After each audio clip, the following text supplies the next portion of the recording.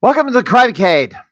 I am the mad conservative crime fighter, Stephen Lucas, former Gamer of the Year, 2021 Goblin Ghost Arcade, and 1991 Nintendo Campus Challenge National Champion. I'm going to put this window back on the right screen because I'm looking to the right while I'm talking to all the viewers at home. Anyway, well, last week, and I don't have this up on the screen. I thought I had the presentation up. Okay. Share screen. I thought I had this all up and ready to go, but anyway. And I have a new view, and I gotta switch it to that one. There we go. Last week on the podcast, it was, and this is not displaying correctly either. Stop sharing. Present invite. Share screen. I thought I had this right, but I think this thing's. Now I know what the problem is. Take that off. There we go. Not a master. I only think I am. Anyway, last week it was New Year's Day and tried to do year review, and then it just went off into the tangent and had discussions. We had Norbert Vale on for a bit to talk about various things going on.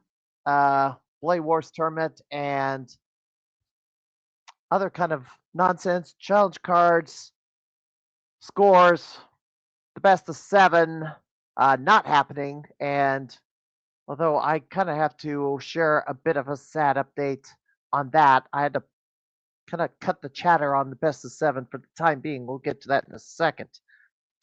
Probably heard earlier this week or last week that David Rosen, who is the co-founder of Sega, the OG founders of Sega, formerly known as Service Games, he's on card number 2436 of the Walter Day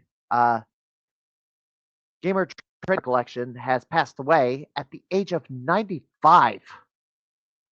This photo taken from sometime in the early 80s, standing in front of a lot of Zaxxons. And, he's been around with Sega for several generations, kind of just leading up all the way towards the Dreamcast era before he retired. Of course, Sega is still making arcade games to this day. So, the big loss in the gaming world that one of the kind of the pioneers of arcade gaming is no longer with us. Another figure in the gaming scene, a major figure that has passed away, is the gentleman Albert Pinello. He was the director of product planning, and he's instrumental in getting the Xbox 360, and the Xbox One marketed in around the world, here in this United States and around the world, from Microsoft. Passed away suddenly at the age of 54. Tragic loss, and Xbox is still kind of in transition. They just had a new person was appointed to head up Xbox and its distribution and marketing fairly recently. So, but this gentleman was instrumental in pushing the Xbox and making it successful challenger to Sony and Nintendo's dominance in the home console wars. And the Crimeycade podcast is on Facebook and Twitch. Head out to, if you're watching this on Twitch, follow me on Facebook. If you're watching on Facebook, follow me on Twitch, raps_she. You can check out the past episodes of the Crimeycade on tiny.cc/PWCI. Of course, my username on YouTube is Crime Fighter. So, and the sad update. So I had to put the best of 7 chatter on hold, as this lady here is actually related to Josh Pitts. This is his aunt. She has gone missing. She's been missing for the last 5 days now. Her car's been located. She apparently left her home before her husband woke up to drive to an acupuncture appointment. Never made it. Her car was recently found on the lakefront, and then she got out of her vehicle. Apparently, there was camera footage from security cameras that were set up in that area that she was seen on camera leaving her vehicle and going across a pedestrian bridge. But where did she go from there? Nobody knows. Right now, it's not foul play suspected. I know there was questions about, is the husband acting a little suspiciously? It's like, that does not appear to be the case here. But she is missing, and if anyone knows, because she's somewhere in the Chicago area, call the Chicago Police Department if you know this woman or had any information about it. All right. Arcade Wars is in the books. The Arcade wins this one. The only 2 scores submitted. There was 3 scores submitted for Galvin Ghost Arcade, but there was not enough, obviously. And the Arcade took it home this year for Arcade Wars. So, congratulations. And Newhouse Heisen World Records.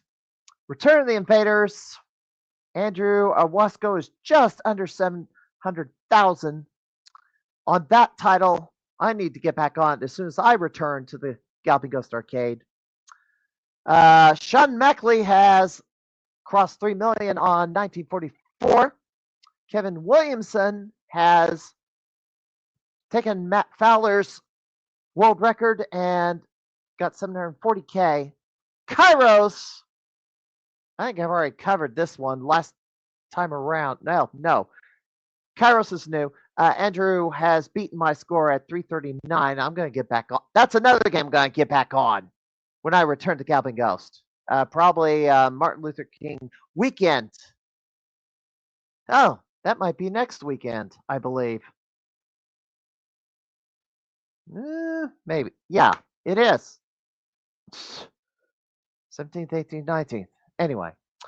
JP Pitts has continued to incrementally increase the score on Power Stone 2, although certain gamers say that he could crack 500,000 easily if he actually wanted to put up a blowaway score, but he has not.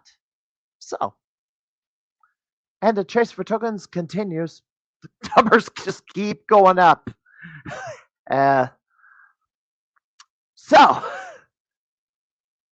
And if you are a gamer, I am looking for guests for the Crimeycade podcast. Although I have a slew of announcements on future guests, and that'll be on the backside of this podcast. So stay tuned for that. I'll get through the schedule of upcoming conventions in a moment. But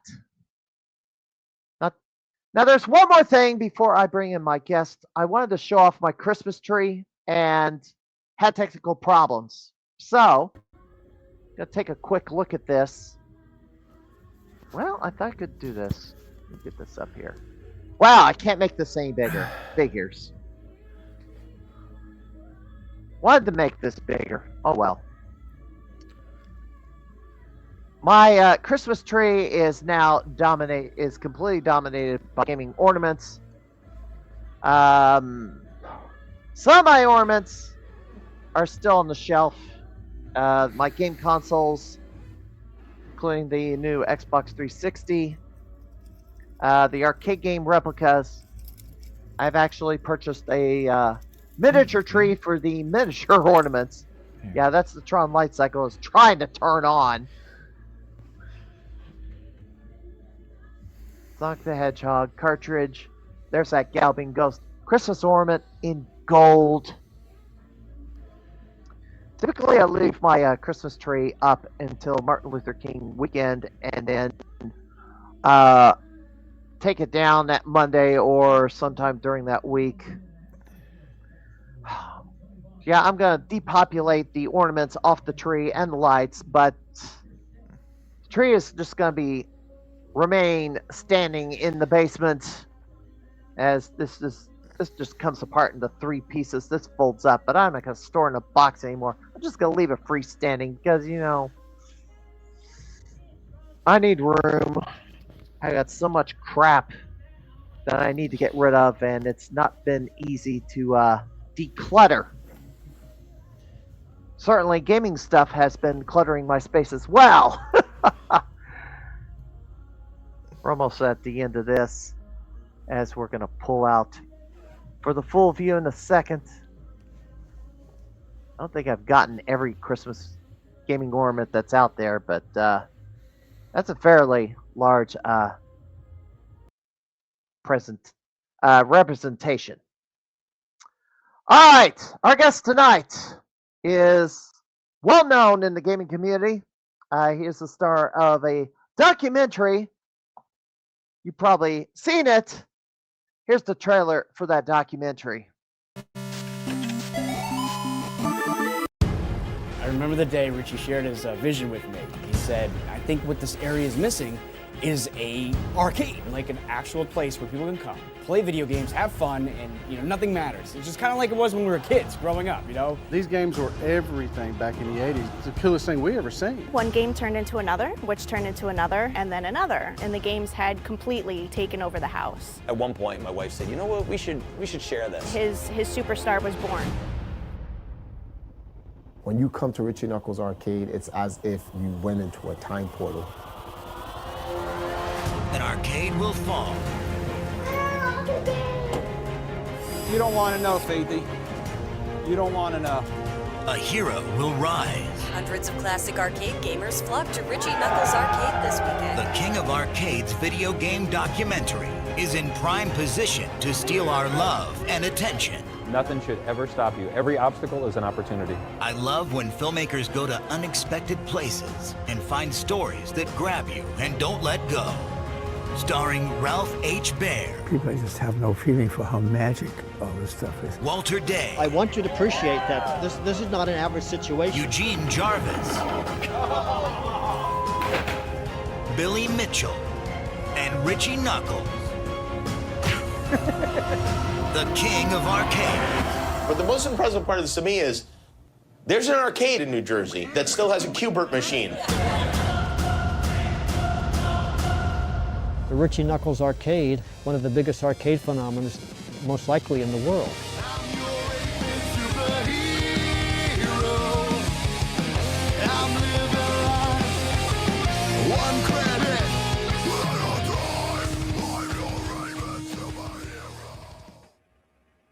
And here he is, the man himself, Richie Knuckles. How you doing tonight? Doing well, doing well. How are you? Oh, I've been looking forward to this all week. I know I got a pretty busy weekend to come, and I needed to get my gaming fix in before I have to deal with 36 hours of nonstop running around. It's like, yeah, I'm gonna throw these up on the screen. We got, yeah, StreamYard added this finally.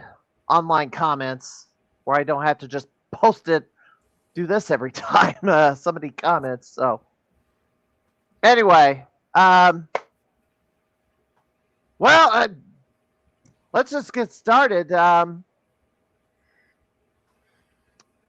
Documentary. I've watched that. I watched rewatched the documentary jeez, I gotta hold it up right side up. I gotta cover your face there. I've watched this before. Watched this beforehand, and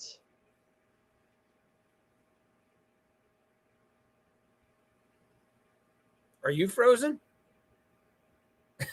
Either you're frozen. my or back. You're It's on Wi-Fi. I was going to say, you did a really good job at standing still, or you're frozen. Let me say this again. I watched this again last couple of weeks, and I read your print interview that you did on that was published Christmas Eve. Since the documentary, there's been a lot of changes. Oh, yeah. The kid's in college, and you're remarried. Yep. In fact, you are so lucky right now. The University of Miami made it into the Final Four. They're playing right now. Go U. And they're up 3 points. My wife is upstairs, glued to the TV, and she's like, "Are you crazy?" So I'm dying. Game on. I forgot. Yes. Of course, I don't have cable anymore. But I got it on my phone right here, so I'll be checking the score every few minutes.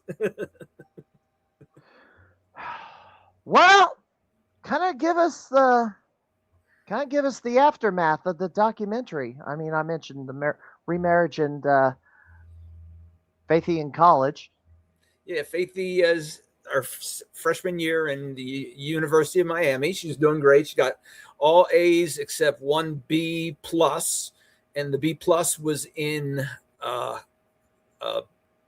marine biology. Believe it or not, she went for a minor in marine biology, and she said that was the toughest course she took. So she dropped that, even though getting a B minus was quite an accomplishment. Everything else was A pluses. So she's got like a 3.7 GPA. So she's doing really well, and very proud of her. And the arcade, of course, the last arcade I had was one in a mall not too far from me in the Rockaway Mall. And that lasted for about a year. And it just a mall arcade is too hard with having to be open like 8 a.m. on a Monday morning. And it didn't work out. And at my age, I said, you know what? I'm going to throttle back and just sell and do what I love to do. And what I love to do is restore the games, take the games from old, make them look new again. And that's what I've sort of fell back into the restoration of the games again. And I got like 10 projects going at once. The garage is filled with games. So, yeah, and somebody's messaging me, and I gotta answer them. So mall arcades, it was on a strip mall or an actual walk-in mall? Actual walk-in mall. It was from a company called a Simon Mall. If anybody knows about malls, Simon malls are very expensive and top of the line malls, and very strict. They don't mess around. Oh, that's surprising that you went into an indoor mall, because a lot of the arcades I've been to lately, they're either in a strip mall or maybe one of those outdoor malls. Not all of them are running. Your arcade was for 7 days a week, 7 days. We were at the time when we were at that mall, and it wasn't feasible. Especially and being I open. just got joined by one of my cats. Who that's cool. They're gonna jump in front of my face a few times tonight. She's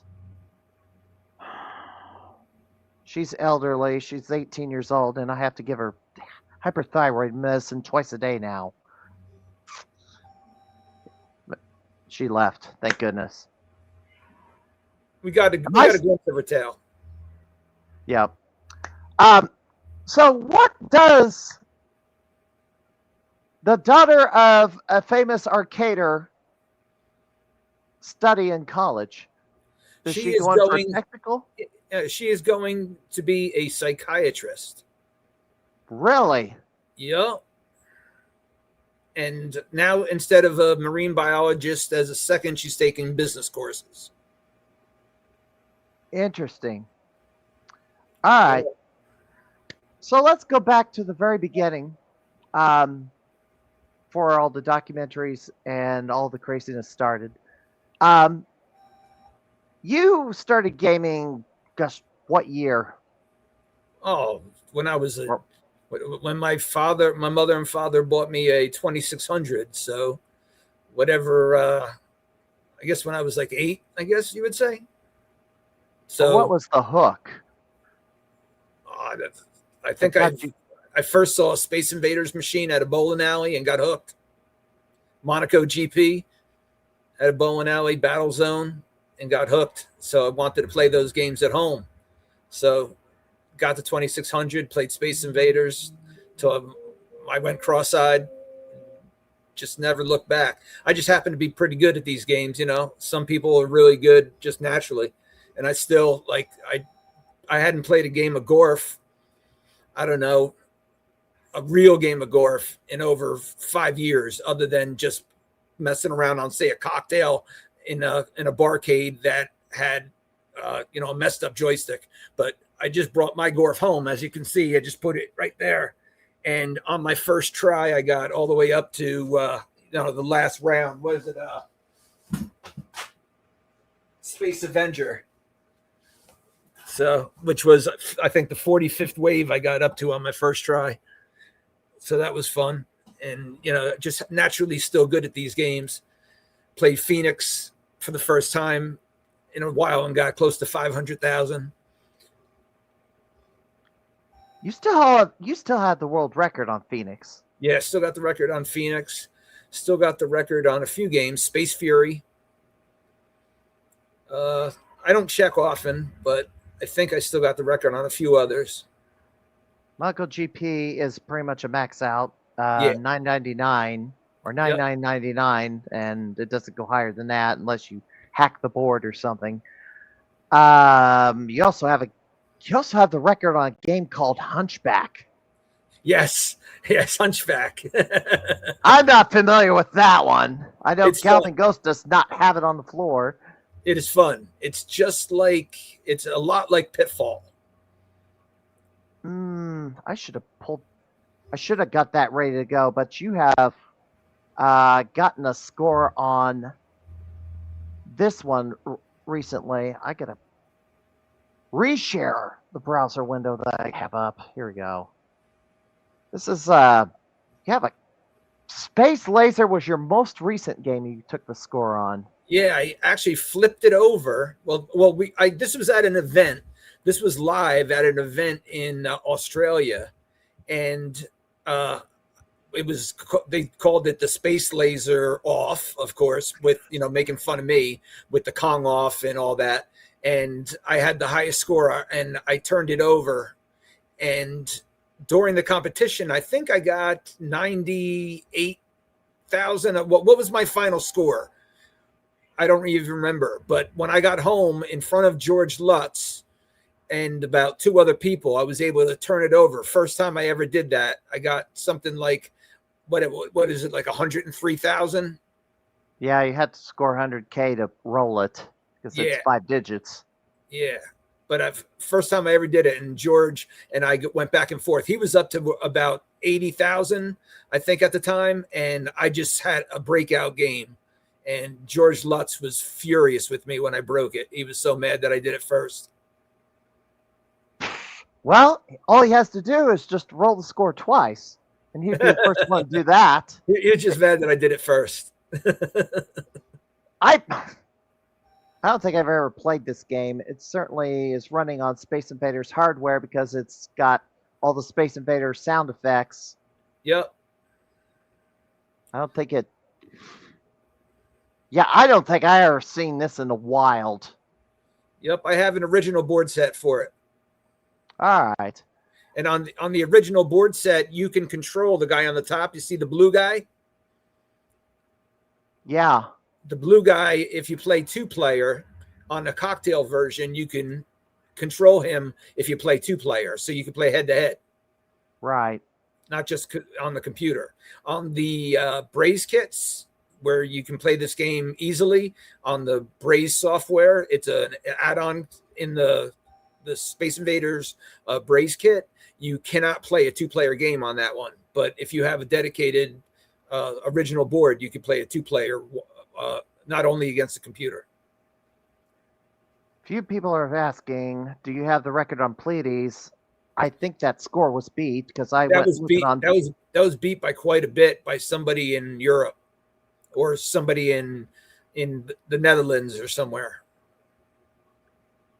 I remember them calling me the day after to tell me that they destroyed my score, and my score and not to diminish what they did, because they did destroy it, but my score that they beat was on only 3 guys, because one of the guys I had to kill.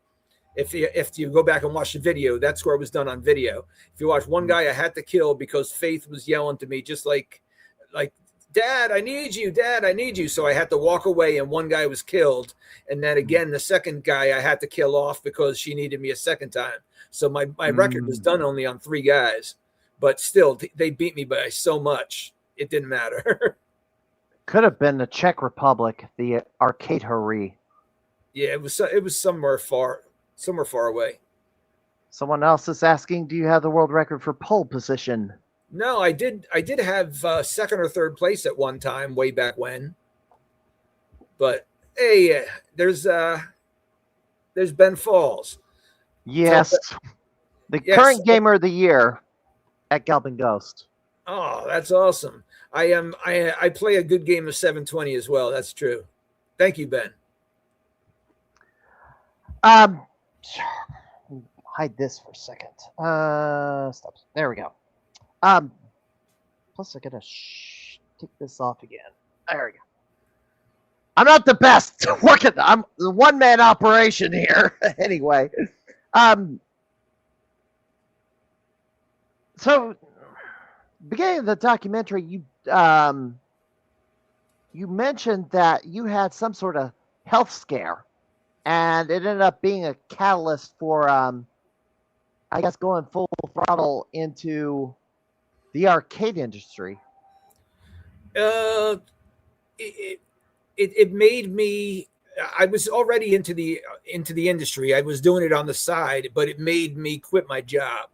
I had a brain cyst, and the brain cyst made me sort of reevaluate what I was going to do for, if I really wanted to continue working at a job that I did not like. So that is sort of what prompted me to quit the job, my day job. But I was already in the arcade business. I was doing it on the side.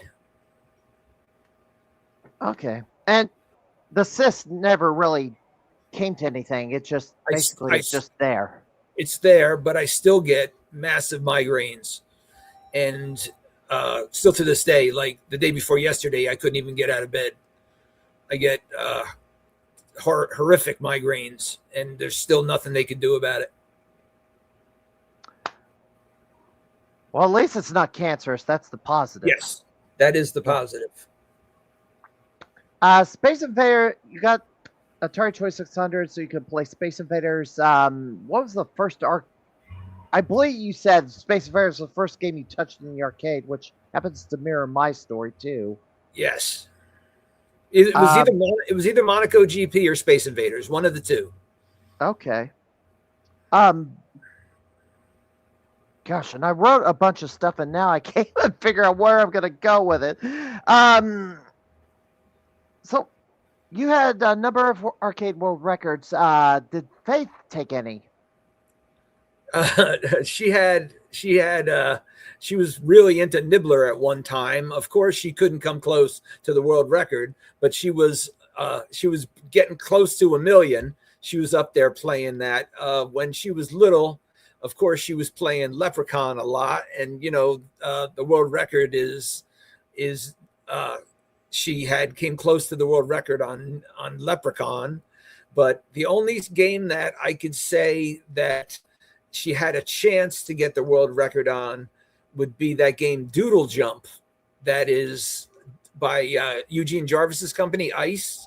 Mm-hmm. I know that he was telling me what the end of Doodle Jump was and how to tell what settings the game is set on. And we were playing that like crazy, and she wound up getting to the end of Doodle Jump. Say again. That she got to the end of Doodle Jump. Okay. On the hardest settings, like the actual settings that Eugene Jarvis told me how to double check, because I can't get into a machine if it's at Dave and Buster's, you know? Right. So I had to double check by what he told me how to decipher what settings the game is on. And so she got to the end of Doodle Jump. That was pretty cool. You were born with a wrestling name. Are you a wrestling fan? No, I can't say I am. Although you've shown off your knuckles quite a number of times. Yeah, they're pretty bruised up, pretty scraped up. In fact, they were actually bulging out. Yeah, they on my right hand, because it actually that shows that I don't know how to hit, because my knuckles are all bulbous on the 3 on the outside where they shouldn't be. They should be more they should be more worn down on the front 2 rather than the far 2 out here. But yes, they are pretty messed up. But that was more from hitting. I used to try to toughen up my hands by hitting the heavy bag, but the heavy bag without gloves, you know. Oh boy. and it was a canvas bag, so that's what I used to hit all the time. Okay. I used to have a gym in my basement and a speed bag and a heavy bag, and that's sort of how I destroyed my hands. So the very first game, your first arcade game that you ever purchased and got into your house. Do you remember which one that was? Yeah, it was a Punch-Out. Punch-Out? Yes. Off of the boardwalk. Straight off the boardwalk.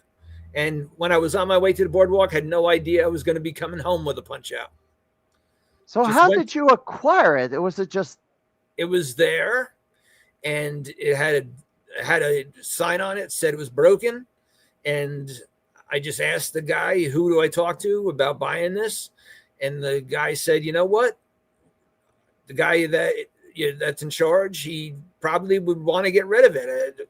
Let me put you in touch with him. Went in the back. The guy came out. And he told me what he wanted for it. And I handed him the cash and put it in the back of my pickup truck and drove it home. Had 2 bad monitors. It just so happened to be 2 flyback transformers. Both of them needed a flyback transformer. And I got it working. And the rest is history. Now, how did you learn to fix arcade games? Well, I was very lucky that my uncle was a TV repairman. And I won't use this Spicoli joke. It's been overused. But he taught me everything I knew about TVs. So, and everyone knows that working on arcade games, 50% of it is mastering how to work on monitors. Yeah, I have a Space Firebird cocktail that I acquired last summer. I haven't been able to mess with working on it because I want to fix the wood on it first, but time is not on my side, and I had to put it aside for other things that were a little more pressing. But the monitor, the voltage on a Space Firebird monitor is 100 watts. Well, not voltage, but 100 watts versus 120. Monitor will not turn on. The board doesn't make any noise. The LEDs light up. I can hear the speakers buzz, but that's it. I kind of got interested in arcade restoration, although I'm more of I didn't really cut my teeth in repairing electronics. It's more coding and programming them and setting them up, the configuration, but not, let's say, assembly, soldering irons, burning chips and stuff. I guess I should have took a class in that, but you pretty much had to learn it all. Yeah, self-taught. Self-taught. My uncle and the rest I just took off on my own. And I'm still learning. Still learning. I may have to reach out to you for some tips because anytime. I know can also reach out to Taylor Lucas, who also does the same thing you're doing, although he pretty much stayed to one particular era of games.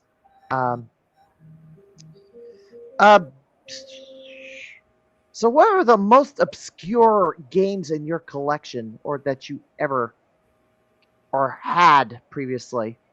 Well, let's see. I just sold a Missile Command cockpit. That was a rare one. I have a Demolition Derby 4-player in the garage right now that I'm working on. I have a very rare game called Stompin'. It's a dance pad game from Balicente. If you look that up, I don't know if there's maybe one or two of them left in the world. Ooh. Interesting. I got a Monaco GP in my garage that is the pro version, pro Monaco GP, that goes past 9999. Yeah, I kind of saw that in the documentary. Yeah, it goes past 9999. It's like a combo of turbo and Monaco, where after you get the game's over, all your score adds up and you get bonus points. It's pretty cool. Here's Stompin'. That's Stompin'. I got one of those in the garage. So you think there's only a couple of these left in the world? Yep. I only know of one in existence other than mine. I wonder if Doc Mack has one in the vault. I was like, he roasted me good on Beezer. I don't know if you're familiar with that one. I've heard of it. It's like there's only like 3 known in the world left, and one of them is at Winners and Losers in North Carolina. So how do you... But this one, you actually step on a dance pad to kill the bug. Dance. So this is pretty much a rhythm game, early rhythm game. Yep. You got to step on a square. There's a square with 9 squares. Yeah. I don't know if Galvin Gus would put that on the arcade floor just because of the way it controls. I think they want to preserve that dance pad. Yes. The dance pad is probably the hardest part to get, of course. Yeah. And certainly, can you repair it if it breaks? I've repaired it once. It had a hard time. I had a hard time getting it working again, and I just repaired it once. Hopefully, I'll be able to repair it again. Uh-oh. Doc will make you think he has everything. Well, we'll see. Ask him if he has this one. I don't know if he'll say, maybe. That's all he'll do. Ask him if he has Pro Monaco GP. Yeah, that hasn't turned up either. He has Super Monaco GP on the arcade floor. Where was I going? You know what? I should have winged this entirely because I wrote a bunch of questions down and it's like different things, but they're not in any sort of order. I know I have, I will tell you that I have somebody in the green room who wanted to say hello, and I believe you know this gentleman. Yeah. He's the Galloping Ghost for the decade. Jimbo Slice. Welcome in, Jimbo. Let me drop this screen. Hey. Hang on. Oh, gosh. He wasn't prepared. And now he lost him. Darn it. I know Jimbo well. Well, you're also known for the Kong-offs. Yeah. How many have you done, and are you planning to do any more? No, I'm done. I'm done. Too much hatred and drama in that whole scene. Now, why is there so much? So why is there so much drama? I don't really want to get into it, but there's so much. There was a lot of fighting, and the people that infighting on the players, and the whole scandal with Billy cheating and not cheating, and people. I'm not interested in litigating again. I'm not going to litigate that. Yeah, I don't even comment on it. I have no clue what to. It's just so sad because the Kong-offs were so much fun, and then it became a point that with either you were Team Billy or you weren't, and then you had to choose sides, and I just stood on the sidelines, just watched the fireworks. That's what I did. Well, Bill and I had been friends for a long time, and it hurt our friendship. We still talk, but we're not as good of friends as we used to be, unfortunately. But we still talk. I don't really see Walter or Billy as much as I used to. I haven't been going to events or anything like that. I've been kind of laying low. All right, Jimbo Slice back. Hopefully. All right, you got your technical problems settled? Apparently not. Oh my gosh, Jimbo! What's going on over there? Risky! Hold it! Well, get your camera settled. I will. All right, you ready? Hang on, guys. Just gotta say this. Oh my goodness, Richie! Holy Shisky, man, has been too damn long. Oh God, I swear, this guy is crazier than me. Where I couldn't, no. He is. I first met him in 2013. I was a little nervous meeting him. It was in Fairfield, Iowa. Oh no, he's dying with laughter already. I need to prove to him he's more crazier than me. And Richie, you're a liar. You think your knuckles are hard. In 2018 at the Midwest Game Classic, we tried the knuckle sandwich. I asked you to do it hard as hell with my knuckles. I remember. I said we're doing partner like and that wasn't hard. He said you have arthritis, and so do I. What am I gonna do again? I don't know. This is gonna be crazy as hell. I'm glad to see you again. Not as much. I've mellowed my old age. Well, yeah, I'm 54. I'm a spring chicken myself, you know. Oh, I'm no spring chicken either. We're only like 2 weeks apart in age. I know. Things change.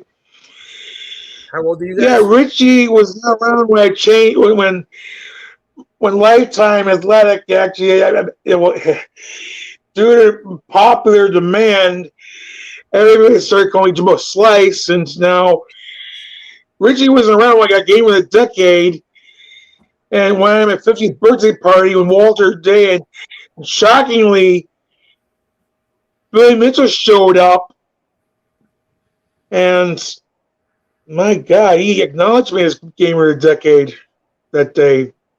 At 50. Crazy. That was quite the birthday present. You got a visit from Walter and Billy, and I got Gamer of the Year. Todd Freeman showed up. Yep. And my God, so I heard about Faithy. I was getting my dad, mom will ask about that, but I think I heard everything. Faithy is a grown woman now, buddy. Can Holy you believe shit, it? Steve. Yeah. Can you believe it? I remember when she was just a little faithy. I know. She's a big girl now. She's away Well, at mama. college. She's away at college. Although now she's going to have to, every time she introduces herself, she's got to say the quote. Which one is that? Where are all the games? Where are all the games? It's like when she shows up to the Galloping Ghost, before she goes in, she has to yell out, "Where are all the games?" And then she walks in and says, "Here are all the games!" And then her mouth drops down to the floor and eyes wide and like, "Oh!" That's the reaction you've got to capture. Yeah, she still has the skateboard. Wow. Does she skate? Yeah, well, I don't know if she does today, but she did when she was still 16, 15. She was skating a lot at 15, 16. Now at 19, probably not. She doesn't want to break her nails. She got really girly over the last 2 years. She can wear gloves. In fact, it's recommended to wear gloves when you're skating, just to protect your hands in case you fall. Yeah. Yeah. You know, wear that protect elbow pads, knee pads, helmet, gloves. She changed overnight from a tomboy to a girly girl overnight. Oh boy. No, I already talked about some memories with Richie and Faithy and other stuff. You know, Richie was talking about world records and stuff. I'd like to mention one old soul, which I want to be his world record, but I want to talk with late, great Joel West. I do have the house sign in Frenzy of the Ghost. Now, I just want to say this. I want to keep his. I want to keep his world record score intact and respect. My house high is like 1.3 million. I was at the game for 12 or 10, 12 hours. What game? Frenzy. Ah. Oh, sorry, Joe West, late great Joe West.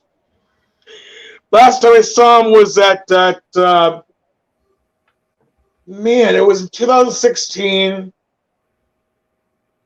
You were there. Well, Walter, and I just went there myself.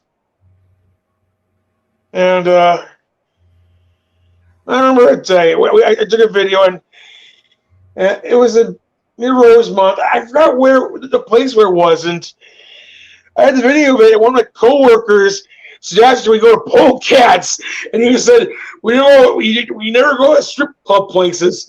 I remember that time. You may not remember. The thing is, my long-term memory is kick-ass.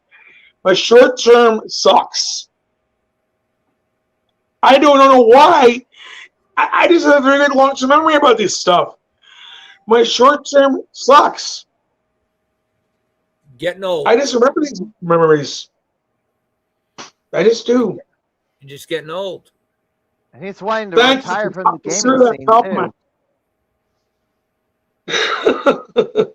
He doesn't want to chase scores like he used to either. But he's I'm trying to do another approach, but it's just everybody's saying, what's going on with Jimbo? It's just,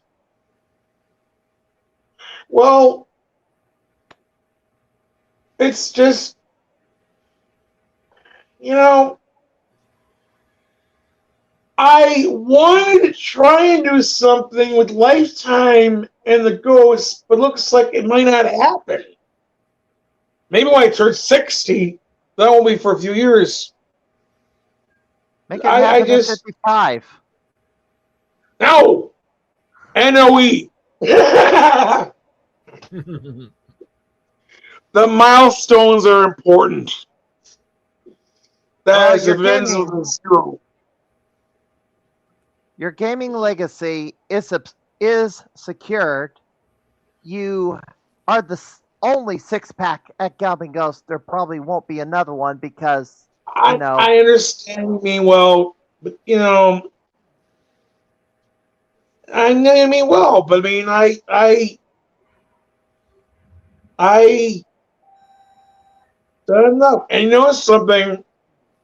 Richie has done his own documentary. Now, yes. And here's a question to Richie. What do you think if I had my own documentary with Game of the Decade, I wouldn't do this for money. How does someone go about having their own documentary? I don't know. Because if I did one for me, I would not do this for profits. Yeah. What was in the Tumwa in November, see Walter Day's new film, it was great. But I don't know. I don't know how someone goes about it, do their own documentary. It's like a Game of the Decade. It's going to be hard. It's just, this is something that someone would take up on. I mean, first of all, like I said, we're not doing this for money. Because I tell you, I mean, I posted on a Monday Mystery Game. Is that what it used to be? I mean, it's not about the titles. It's not about. It's just, well, my patience level is just, my tics is just, I don't know. It's just different. Well, we all have our quirks, Jimbo. I asked you a question. I know it's been a long time you did in the arcades, but I don't know if he answers that question. How does someone go about? Hey, Mom. What is your question, Jimbo? Sorry. Oh, he's distracted. Hold it. All right, let me hide you for a second. All right, he'll be right back. I don't know where he's going. He's asked about doing a documentary. I need to ask you about your documentary. Kind of get into that. Beginning of the documentary, it was kind of the underlying theme is you're trying to keep a marriage together because all the time that is being taken away from running the arcade. I'm just curious, was Paige ever into gaming or because I know Faithy got way into it, but I'm just curious if she was ever into it. No, not at all. Faithy loved it, and that's what it was, is that it was more of just like a thorn in her side. So we weren't very compatible. But you did find somebody that is very compatible. Yeah, my new wife loves this. In fact, my in-laws, her mother and her father, are over right now, and before the U game came on, we played for like 3 hours down in our basement. So we have game nights quite a bit. Oh, I see. She's in the chat. Yeah, it says, get upstairs. They just scored. Well, how good of a gamer is she? She's got the world records on Cruisin' USA. She got like 7 different records. Fastest time. The fastest time on a track. This other idiot on my house has shown up. He thinks he's the star of the show, and I got to make sure he doesn't bite me because he tends to do that. Will you settle down? Good grief. Let me see. I'm going to see. Anyway, well, let's continue. Kind of the unanswered questions after the documentary. You had the New Year's celebration. And then 2 days later, it was the end for the arcade. took everybody by surprise. Did anybody know that was coming? Nope. Kept it really quiet. And it was just a snap decision, or you were planning this, or was it a snap decision? It was a snap decision because I really had no other choice. I had to regroup and figure out what I was going to do with the rest of my life.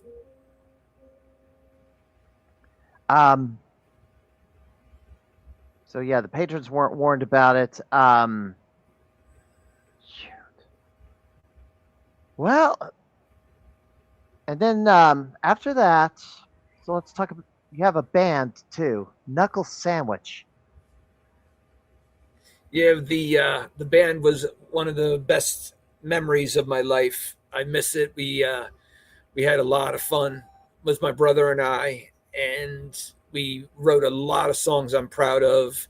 We have a CD called Nice, and I still listen to it to this day, and I enjoy it. I'm very proud of it. Saying your tracks. Excuse go me? ahead. Yeah, many of the tracks were were like the background music in the movie. Okay. So if you're listening to and you hear if you hear some of the music and it gets caught in your head, it's on our CD. And I miss it a lot. Jimbo Slice is back and he's trying to get my attention, so we'll give him the final final comments, and then we'll continue on.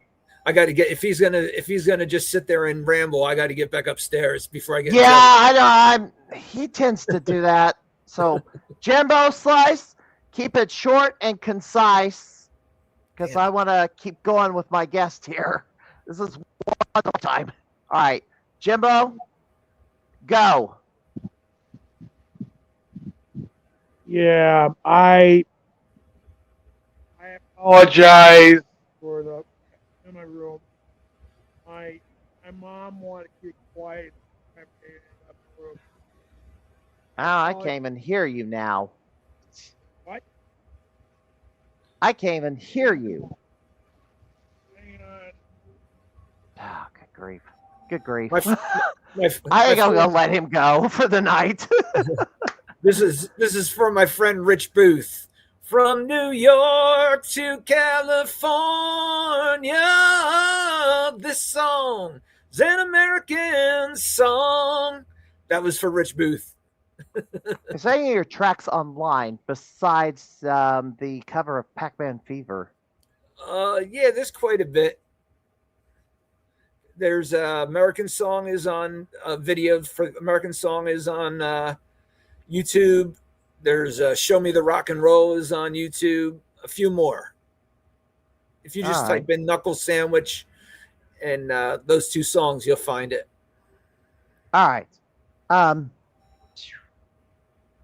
So you had the Kong offs. Yeah, there was the drama with that. Is the Lakeman score unbeatable? So Robbie Lakeman is the person who has the world record on Donkey Kong. Can anybody beat it? That's a tough one. I don't know. People are getting close, but is that the ceiling? Who knows? It's not like there's people way below them. There's people pretty close, but again, it's no one's been able to beat them yet. I don't know who has the Donkey Kong world record, but that's another one that's been highly contested lately.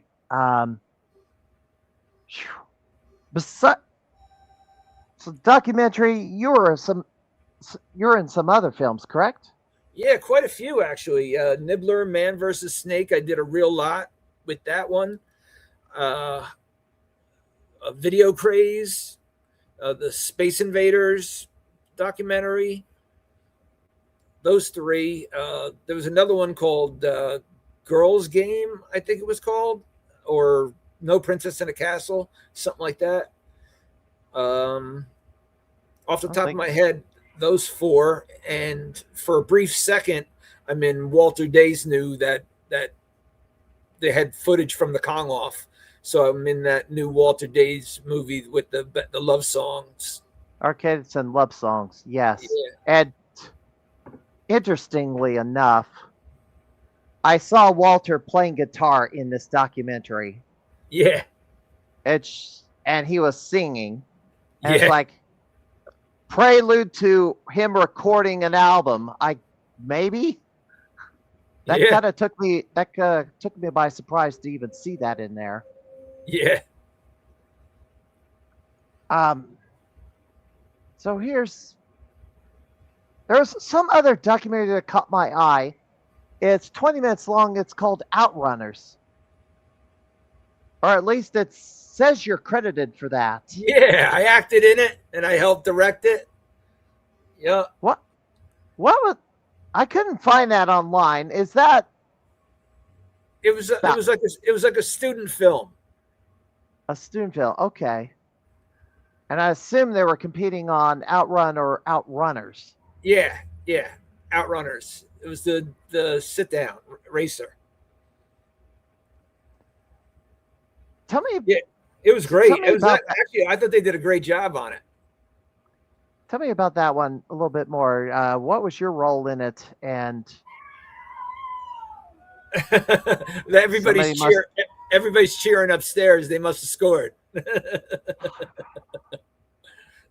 Yeah, it's now 17-10, and Miami has the ball, unless they just scored and they're just scored. They're kicking it. They're kicking it off. Yeah. Yeah, they're about 2 minutes from halftime. Yep. They're all going crazy upstairs. I can see faster than they can. The TV is slower. My team lost their bowl game. I wonder what team that was. My team lost their bowl game. I wonder what team that was. Yeah, the other game's going on right now. Well, Mizzou and Vanderbilt is playing. Auburn and Texas.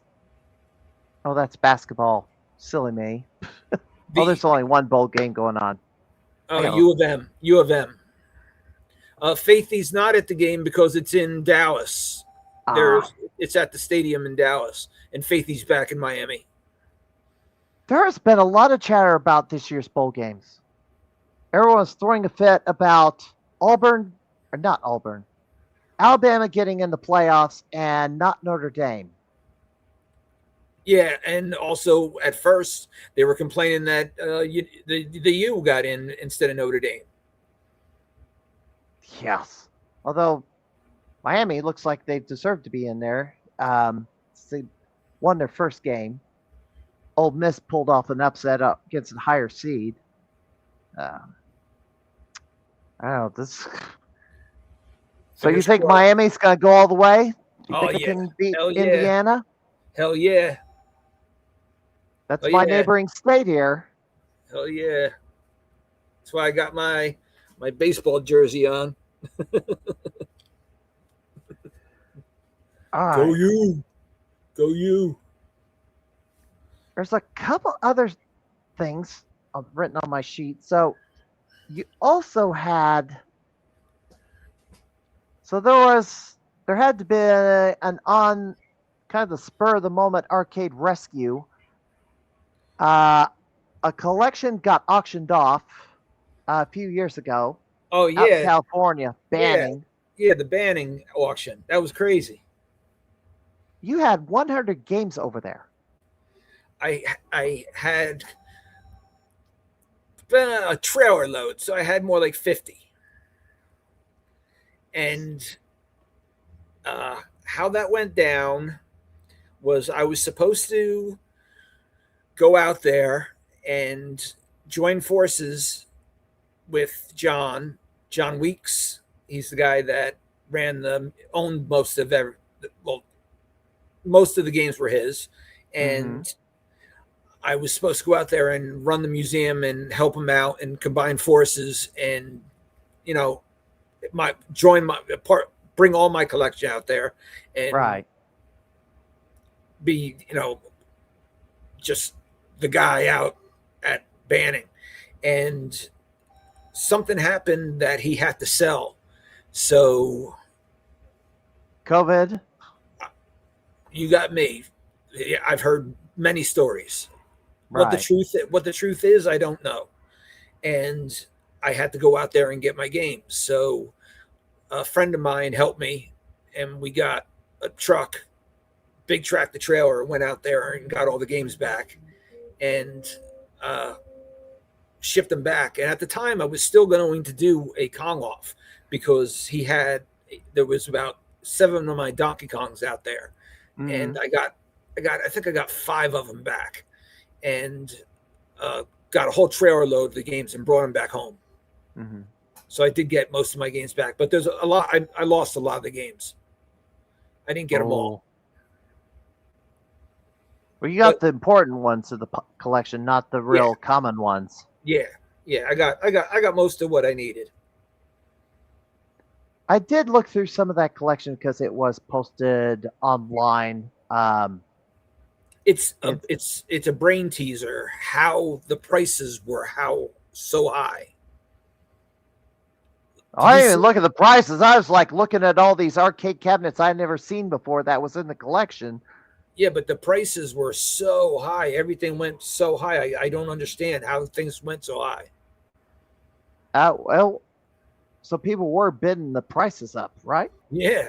I don't know who it was, but people at that time thought they were sitting on $1 million collection because they thought their prices, but people were basing their prices off of what was going on at the banning auction.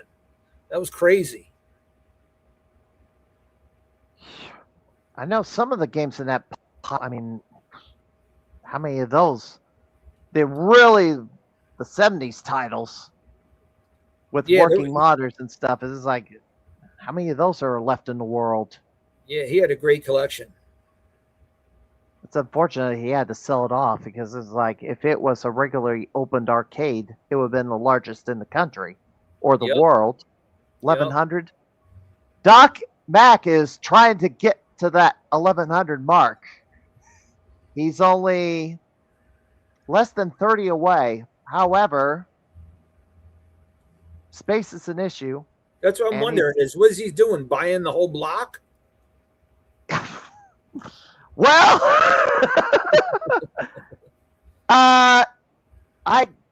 he's got several. He's going to be acquiring another building here sometime in the near future. But the building they're in, they can only go up or, I guess, eliminate the parking lot and put a building there to add on to this thing. But right now they're just doubling up. They're just putting 2 games, 2-in-1 cabinets, or they're doing 2-in-1 cabinets. And of course, every cart in a Neo Geo counts as a separate game. Pancreas, 4th and 2. Can't wait to get back in a couple of months. Yep. Shoot. Where was I going? Okay. What are your future goals? Well, you've done it all. Right now, I would like to continue with restoring old games, taking the games that I have and increasing, finally working on my own collection because I have a pretty good collection of games, but they all need work. I never have time to work on my own games. Finding some time to work on my own games. Again, being able to go back to working on games and selling them and restoring the games and actually having a better workshop. My workshop's a mess. I'd like to be able to get a better house where I have a better workshop because it's kind of hard to work out of the garage I'm working out of now. Gosh, you need your own, like, I don't know, outdoor or a separate building to put everything in. I know. I used to have that. Oh, here we go. So Pancreas is asking, how many pieces do you have in your personal collection, and do you have a favorite? I am down to, in my personal collection, I'm down to about 45 in my personal collection, and my personal favorite, Let me look around. Right now, I would say my personal favorite is either the Pro Monaco, or I have a Star Wars captain's chair that has all of the games in it. That look at that! Look at that! It has all of the games in it with that RAM controls. Used to do the Sega Vector, multi-vector, and you had to get all the sound cards to be able to play all the games in one cabinet. So I have that in a captain's chair. So that's probably my favorite. So Hallmark came out with this year. That's awesome. I got to get one of them.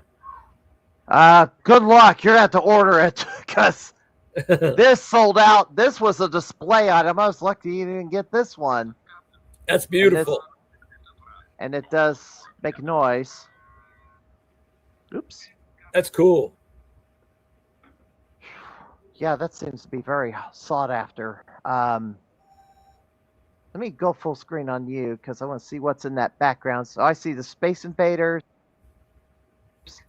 Space Invaders on that row. And then that's Double Play Baseball, which is very similar to Space Invaders. And then there's a Lock and Chase.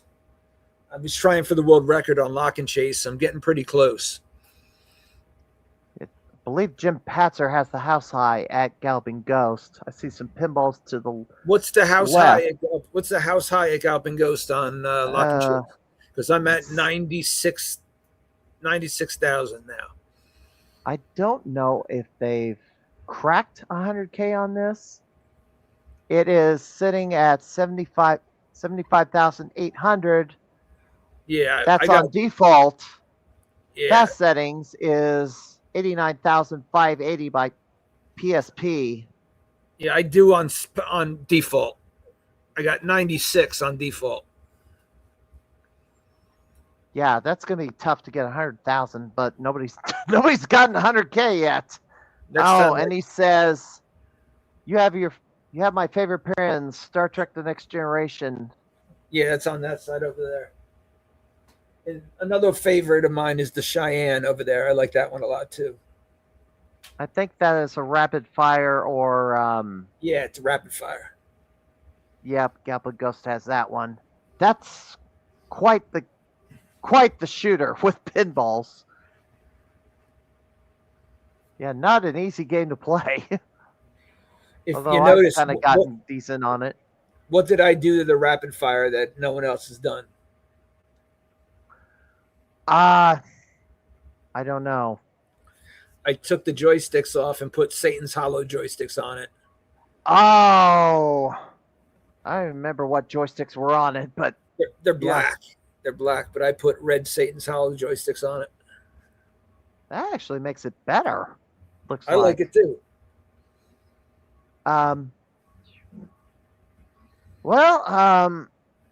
Any scores you're chasing? Yeah, like I said, the Lock and Chase score. Trying to get the world record on Lock and Chase. I've been playing that a lot. That's the only one that I could think of right now. And I've been practicing Space Invaders again to take back the Space Invaders score. That's going to be a hill to climb. You know what? Let me tell you who. Galloping Ghost. Currently, the house high holder. Oh, Andrew Owasco has 119. I might as well just round it up to 120. Because he's 20 points under. Hey, he did that last May. He also has the deluxe too. Besides the Return of the Invaders. I guess any favorite arcade memories, road stories you've had over your career? One of my favorite stories is when we used to do different events at my house, at my arcade. We used to have a picnic. We'd come back to my house and we'd play wiffle ball. And all the gamers would come back and we'd have huge wiffle ball game in my backyard, in my front yard, and then have a barbecue in my backyard. And just this one memory of playing wiffle ball and watching Walter Day play wiffle ball. And he's actually pretty good. You wouldn't expect it. And, oh, yeah, that's another good memory is we had Keith Apicary play a concert one time in my arcade. And huge mosh pit. That was great. Any upcoming appearances? Oh no! You say you don't do game cons anymore. I assume. I'm gonna be going to one of these. I do the Pinfest every year, which is Allentown. I go to Pinfest every year and have a booth, and we just sell, whatever we can. Couple arcades, couple pinball machines, and then just merch like posters and marquees and stuff like that. I'm thinking about going to Midwest Gaming Classic. Thinking about going to that. I heard that's a good one. You have been there at least 2018, I believe. Yeah, it's been a long time. So I have a streak of 2021 or 22 going. I've gone every year since 2004, and that's where I met Billy Mitchell and Walter. I mean, if you come out there, let me know, because that's the last weekend of April. Although, yeah, one of the hotels is sold out. Oh, wow. Yeah, it's like before the 2025, I usually stay at the Hilton, and now I have to stay at the DoubleTree because Saturday is full. It's the fastest 48 hours, and it's like I walk. It's like there's not enough time to do everything I want to do, and it's like wow.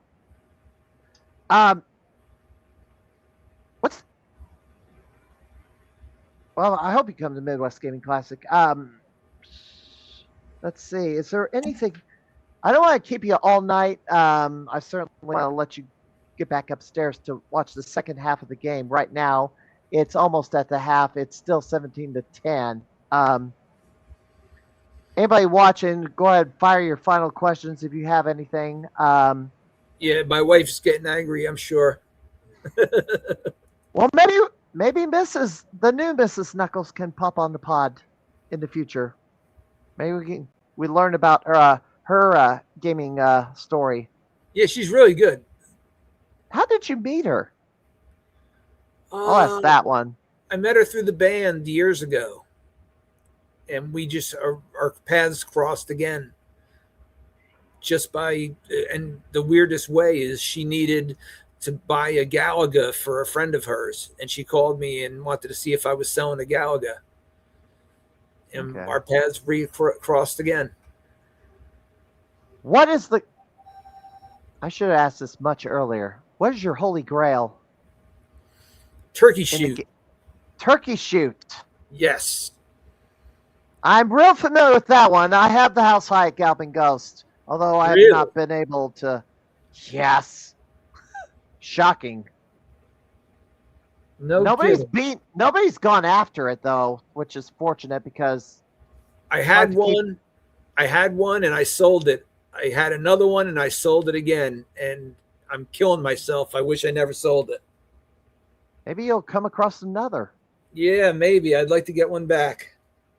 176-200 is my score, and that was, gosh, it's 2026, so that was like 9 years ago. Good grief. Good grief. Yeah. I've been there a long time. Made my way over in 2013, for the year in 2021. Pancreas asked, do you think we can possibly see another documentary down the road? No. I'm still waiting to be in one. The only thing I wish that we could get going is somebody would put together a TV show about what we do, about restoring games, and I could be part of it in a small way, and just like maybe be one of the guys they feature restoring games, and like have it be about 5 or 6 different guys that do this, and and just jump around from people to people, and make a TV show out of it. I think that would be great. But to have a camera crew follow me around again for 3 years, hell no. Well, you could, let's say, have it be an internal operation. You could set up a camera and just do content on YouTube. Yeah, my wife sometimes brings that up about doing that. Just takes a lot, It's a lot. Picker said he would watch that and would love to learn more about us. All right. Anything you want to plug before I let you go? Looks like, they just scored. Mississippi scored a field goal. Anything you want to plug? No, nothing. I don't got anything to plug other than just if you want to buy a game, come give me a call. If you're looking for anything special, look us up on the internet. Now, you're based out of which state? Pennsylvania now. Pennsylvania. All right. Who should I get on the pod next? If I could get them. That you recommend. That's a good. You got Todd Ducky already? Yes, I did have him on. Yes. Yeah, that's the only person I could think of. He's interesting. Right. That's the only person I could think of that's interesting. Yes, when I had him on, he just came off the dental surgery, which is if I knew that, I would have postponed the thing. Yeah, so his teeth worked up. My cats are throwing a fit. I don't know what's going on over there, but Mark, a pigger? Okay, I don't know who that is. You don't know who Mark Alpigger is? I'm gonna have to look it up because I don't remember everything. Look that up. That'll sure to make to make you laugh, make you cringe. All right, Richie, I want to thank you for coming on the Crimeycade podcast. You're welcome. Just messaged you spur of the moment because I was kind of in a spot where I was having trouble getting guests, but now I'm covered the next 2 months, which is pretty shocking. That's good. That's good. Right. Thank you for having me on. All right. Have a good night and enjoy the rest of the game. All right. I want to say good night to Rich Booth and of course Ben Falls. Thanks for for all the ideas and memory lane. It was some good times. And of course Jimbo for coming on and saying whatever he said. I couldn't understand. Yeah. I don't know what's going on with him. All right. Well. Good night. Good meeting you. All right. Thanks. Take care now. All right. Stand by 1 second. Got a problem over here. Oh, I know what was going on. Cody being a bad boy again. Doing something to her that he should not be doing. Could hear it through the headphones. Anyway, so there's a little bit more I need to share before we get out of here. Put the PowerPoint presentation back up on the screen. Coming the next few weeks, or next 2 months from now, the Game On Expo at the Phoenix Convention Center in Phoenix, Arizona. Little bit of news about that. I'm going to have something to share on that one in a moment. The Augusta Video Gaming Expo, and first one in Augusta, Georgia. Paul Niemeyer and Michael Thomason heading out there for the inaugural con in Augusta. Retro Fest, and I put this on the schedule here. River Oaks Church of the Nazarene, also happening on March the 21st, from 10 to 4 o'clock. I'm trying to click this, and it's not wanting to respond. So that's going on down in River Oaks, Texas. The Louisville Arcade Expo, March 27th to the 29th, out at the Triple Crown Pavilion in Louisville, Kentucky. The Como Retro Convention in Columbia, Missouri at the Northeast Event Center. Looks like I may not be able to go to that because I have to do something else that particular day. Obviously, the big one that I'm looking forward to is the Midwest Gaming Classic in Milwaukee the last weekend of April. This will be either number 22 or 23 for me. I think it's 22. But it's the 25th anniversary, and it is the fastest 48 hours of the year. And one of the hotels has sold out. So if you haven't got your VIG ticket, you better go get it now. Next week, my guest will be Stephen Haywood, co-host of the I forgot to update this graphic. Stephen Haywood, of the Tech Buzz on YouTube, is also the co-host of the Game Masters, along with Brandy the Gamer. After that, Erica Sevenson, of Erica's Pinball Journey. We're finally going to have a discussion on the Pinball Expo that I was not able to attend due to a rowdy cat that bit me on the hand. And, geez, I had to skip the Pinball Expo last year because of a cat attack that I had to take him to the vet, mandatory visit. But we're going to talk about pinball and her journey. She's a documentarian, and she's hitting all the pinball conventions, and we're going to talk pinball with her. Maybe the new pins that have come out. But there's more. So Monday, January 26th, this will be a special day in time. This will follow the Galloping Ghost Monday Mystery Stream. The winner of Powerfest 94, Mike Rossi, will be in the Crimeycade. Why on a Monday?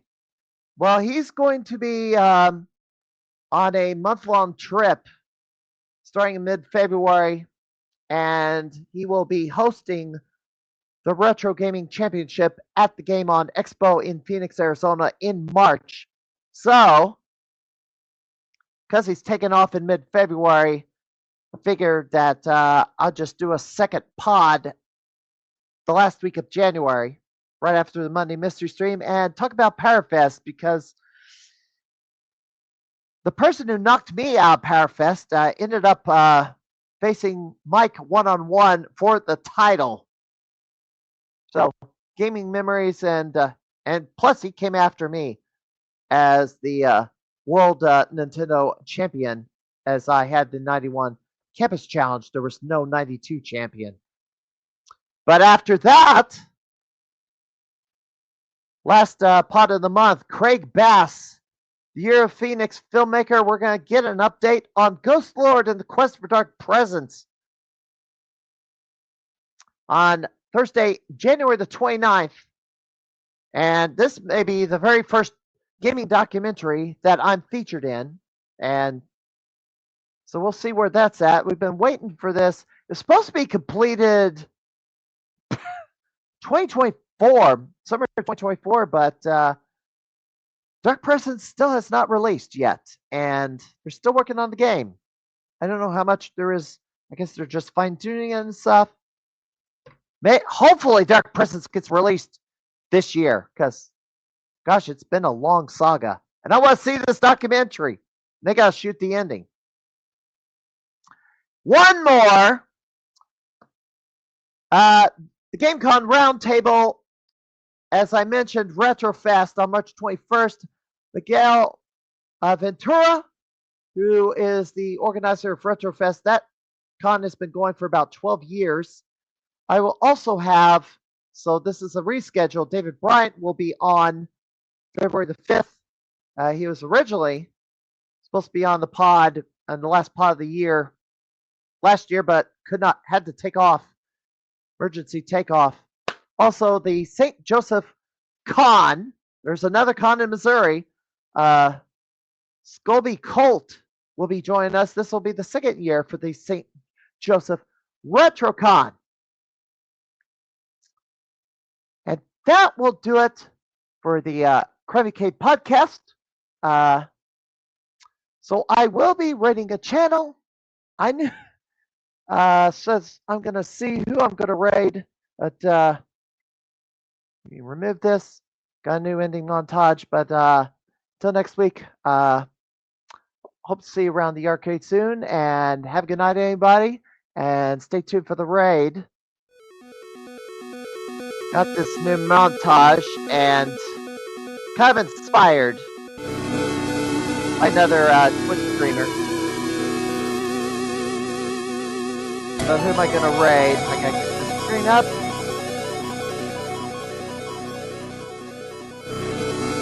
Let's see.